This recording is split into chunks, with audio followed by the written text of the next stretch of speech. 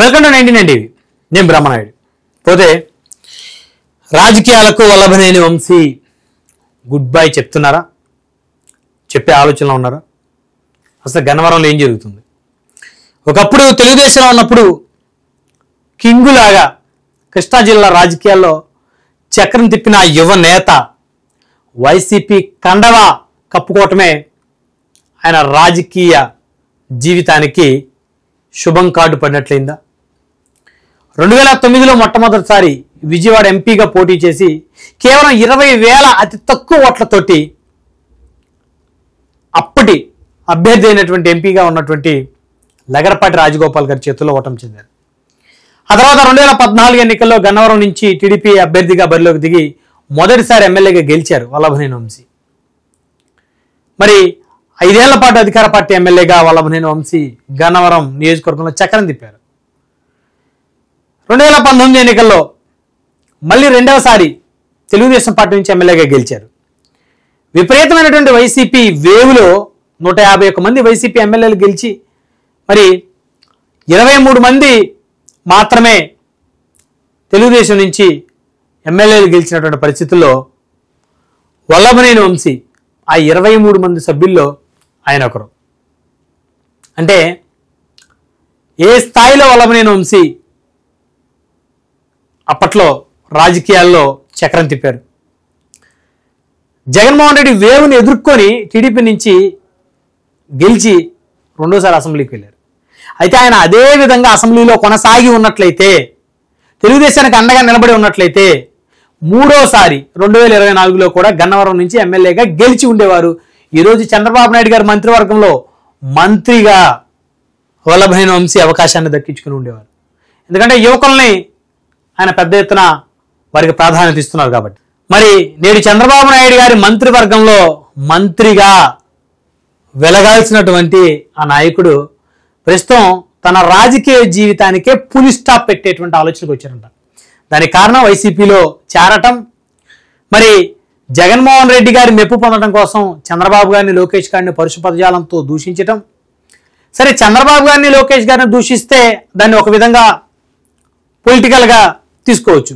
కానీ నారా భువనేశ్వర్ గారి శీలాన్ని కూడా శంకించటం, నారా లోకేష్ గారి పుట్టుక గురించి అవమానించటం వల్లభనేని వంశీ గారికి ఆయన చేసినటువంటి ఆ తప్పులు ఆ శాపాలుగా మారాయి.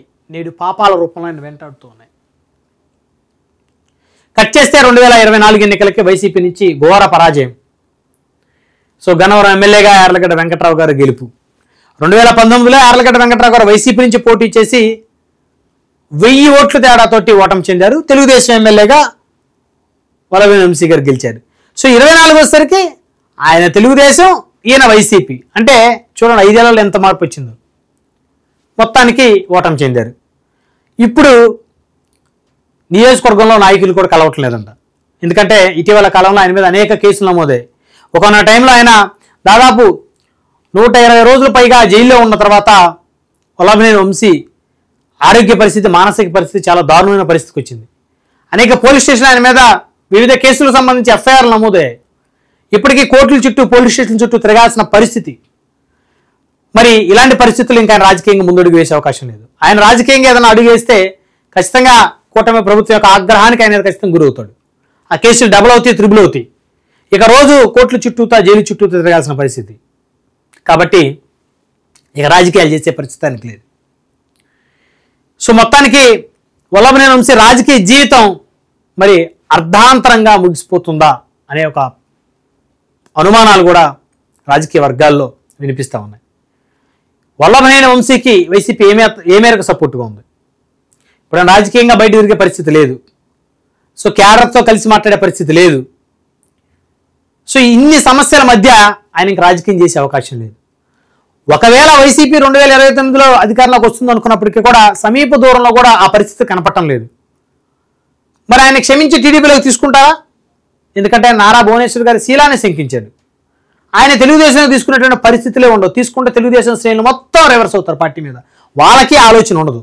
కాబట్టి ముందు నుయ్యి వెనక గొయ్యి, ఏమీ చేయలేని పరిస్థితిలో వల్లభనేని వంశీ. ఒకప్పుడు వల్లభనేని వంశీ ప్రతిపక్షంలో ఉన్నప్పుడు, తెలుగుదేశం పార్టీలో ఉన్నప్పుడు, కాంగ్రెస్ పార్టీ అధికారంలో ఉన్నప్పుడు మరి అప్పుడు విజయవాడ కమిషనర్ని సైతం కూడా వల్లభనేని వంశీ మరి పెద్ద ఎత్తున కమిషనర్ మీద ఫైట్ చేశాడు. ఆయన కేవలం ప్రతిపక్షంలో ఉండి అప్పుడు ఎమ్మెల్యే కాదు, ఎంపీ కాదు, 2009 నుంచి 2014 మధ్యలో.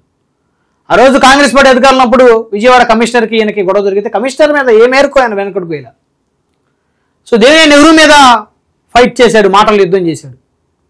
మరి అలాంటి వంశీ ధైర్యం, ఆ ధైర్యమే తెలుగుదేశం, ఆ ధైర్యమే ఆ సామాజిక వర్గం. ఇలా వారి సొంత సామాజిక వర్గానికి ఆయన దూరం అయ్యాడు, తెలుగుదేశానికి దూరం అయ్యాడు. చివరికి ఆయన నోటి దురుసు ఎంతవరకు తీసుకొచ్చిందంటే ఇక రాజకీయాలకి గుడ్ బై చెప్పాల్సినటువంటి పరిస్థితి తీసుకొచ్చింది. ఇప్పటికే నియోజకవర్గంలో వైసీపీ నేతలు ఎవరిని కలవడానికి ఆయన అయితే ఇష్టపడటం లేదంటే, కలిసి రాజకీయం చేయడానికి ఇష్టపడలేదు, వాళ్ళ సమస్యల మీద పోరాటం చేయడానికి ఆయన ఎలాంటి ఇంట్రెస్ట్ కూడా చూపట్లేదు అనేది అయితే స్పష్టంగా అర్థమవుతోంది. సో ఇక వల్లభనేని వంశీ రాజకీయ రిటైర్మెంట్ ప్రకటించబోతున్నట్లయితే స్పష్టంగా అర్థమవుతుంది.